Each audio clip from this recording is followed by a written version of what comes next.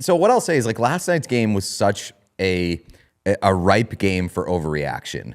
And it was the first time this season that I've felt like, oh boy, this could really, really get bad this year. Before or I guess during the baseball, the hockey was happening. And good job, NHL. I think that the pre-Frozen Frenzy 2-game slate was a rousing success. Very good.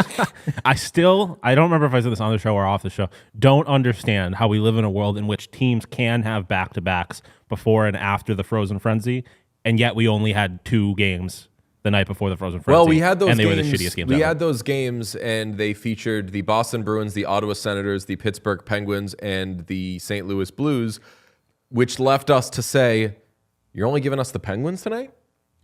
Like you only gave us one good team? And it's the Penguins. The Penguins had to carry the day last night. It certainly wasn't the Bruins because they got rocked, Ben Affleck voice, 7-2 by the Senators. They've now lost 7 of 8 since October 11th, which is the second game of the season. They have the worst record in the NHL. In that span, 29th in goals against per game.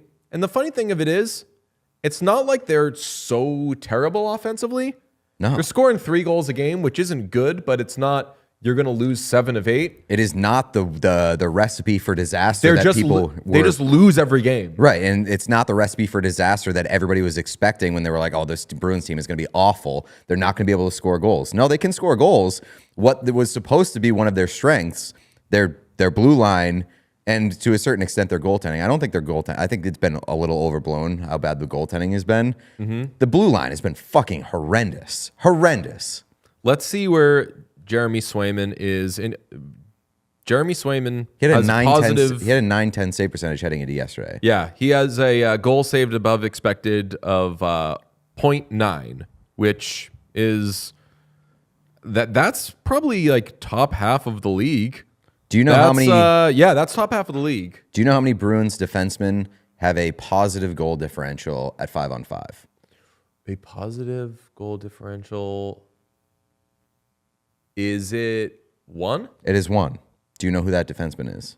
I feel like it's sneaky could be Nikita Zadorov. It certainly could sneaky be Nikita Zadorov because it is Nikita Zadorov. Wow. I mean, he was -1 last night, which granted, if you were a minus in that game, even though you lost 7-2, still kind of bad because it was oops all power play goals. I know. I was like, I didn't know that the Senators scored 5-on-5. I mean, that's another big part of it is that, like, this team is taking an ungodly amount of penalties. Yes. They are second in the league in time shorthanded, and their penalty kill isn't terrible. It's just like middle of the pack, but like you cannot be that stupid and undisciplined without the talent that they're missing. Can I do a little bit of in defense of Don Sweeney? And I texted you boys last night because I was starting to get you're seeing the mentions. How is this guy still here? Mm-hmm. Got into my head a little bit. I was like, how is this guy still here?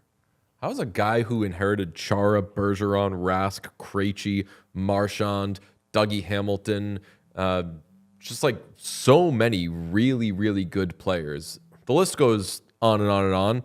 And never win? Like, has that guy made it like 10 years? But I thought, in defense of him right now, I think the Bruins are such a different team when they have Hampus Lindholm.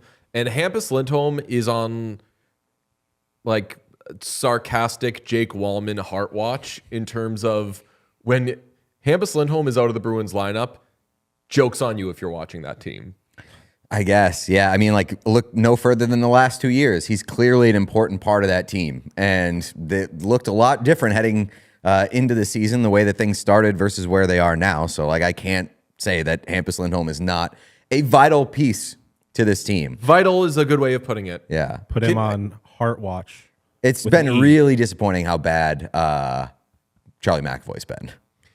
Yeah, well, that's the thing. If you only have 3 players you're confident in selling the jerseys of, they all have to be Sidney Crosby. Do they take Charlie's jerseys out of the store? That would be awesome, honestly. Oh, yeah, you're only allowed to have 3 at a time? Yeah. You're on the bottom of the list right now. You're at massive risk of getting demoted. Thin ice, relegated. Yeah, yeah. You Jersey relegation in the Bruins Pro Shop is online famously, only. if you listen to yesterday's show, they only sell 3 jerseys in their Pro Shop. So right now, it's Pasternak, McAvoy, in Swayman. I would agree that he's in the danger zone, Charlie McAvoy right now, but who's getting promoted? Zadorov. It's Zadorov or no? Like I would say that right now the leader in the clubhouse Geeky, is yeah. Geeky or Hampus Lindholm.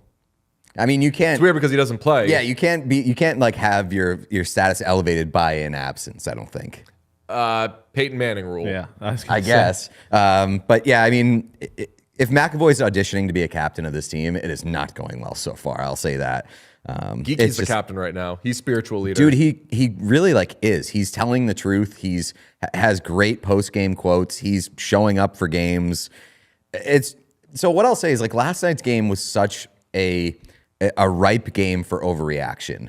And it was the first time this season that I've felt like, oh boy, this could really, really get bad this year. Because every other game that they lost this season was competitive and entertaining, and the compete and the effort level was there. They showed up and just shit their pants in front of everybody last night. And like to Morgan Geeky's credit, he's been talking about this team not putting together 60-minute games for a little while at this point and being frustrated with the results.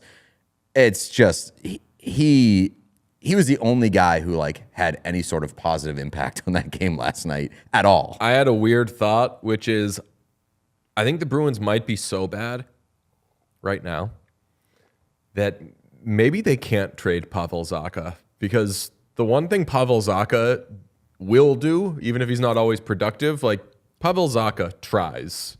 And obviously when a team gets bad, you ship guys out, but I think examples need to be set, and it's weird. I don't think that Pavel Zacha's ever been talked about as like a letter type guy, but effort's always there from him.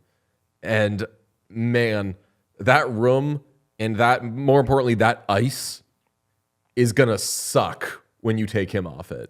I think I would rather give it to Geeky than Zacha, honestly. Give what? The like letter. Spiritual like letter, Yeah.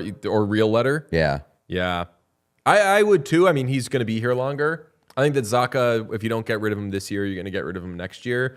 But man, what are you getting for Zacha? Because it can't be like something negligible. No, but I mean, like a team Because like he's so important to you. a team like Vancouver is going to want him really bad, and I think that that's been out there. So I don't know what Vancouver really like. What a package would look like from them, but you could probably get something. Speaking of getting something, Yeah. Victor Arvidsson, Could get it. another bright spot, sort of ish. Scored with like what? 9 seconds. 9 seconds left in the 9? game last Yep. night. Every Victor Arvidsson goal, I'm just saying, cool.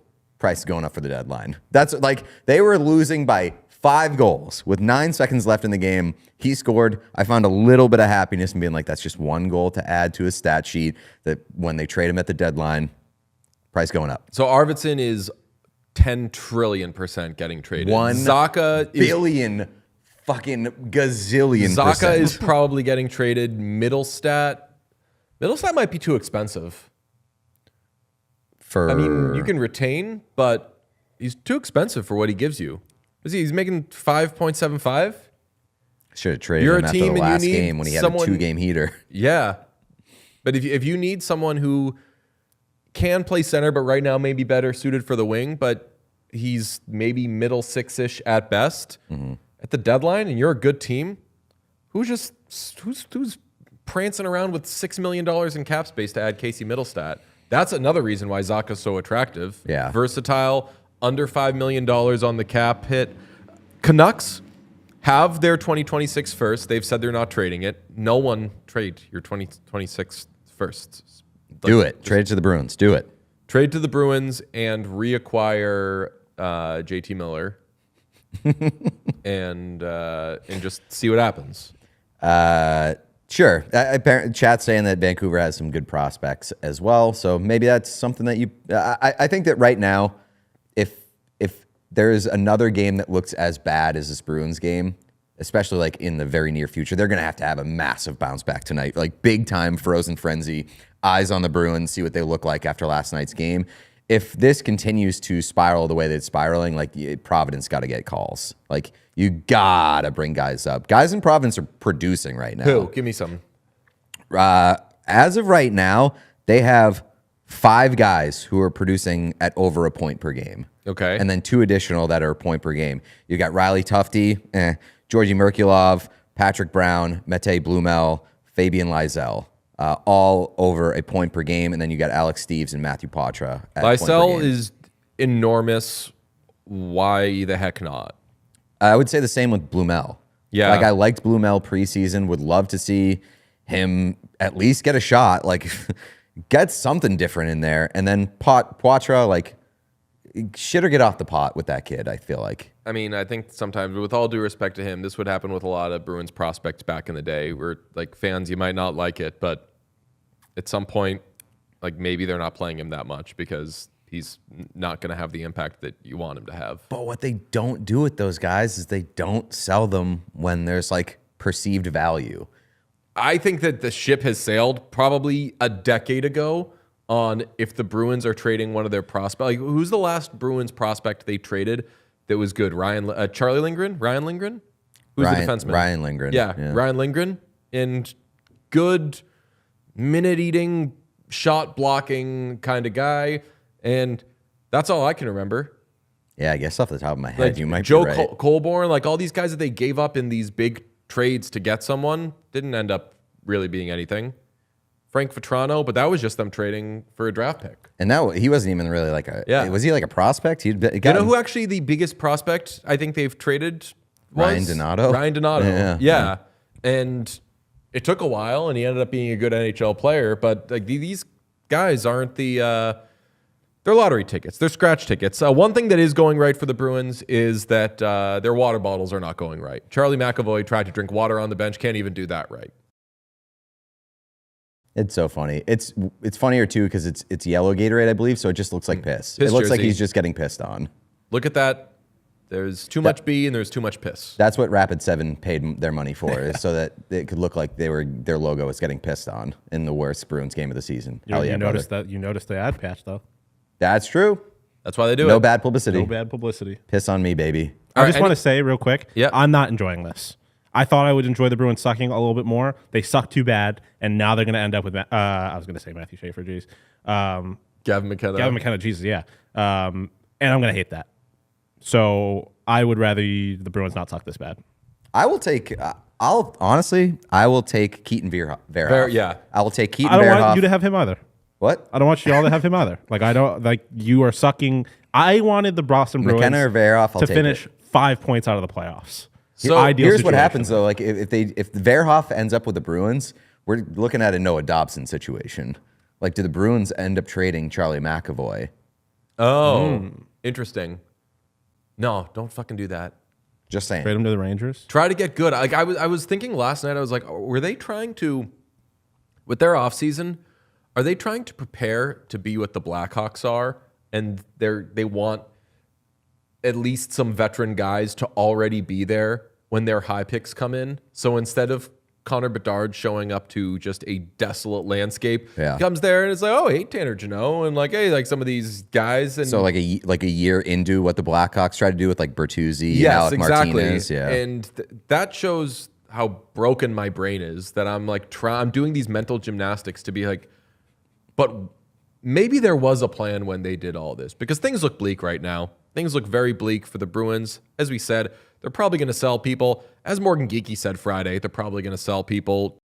If you enjoyed this video, please subscribe to What Chaos here on YouTube. You will get everything, daily episodes, player interviews, and so much more. It's all here on the What Chaos YouTube. Hit subscribe.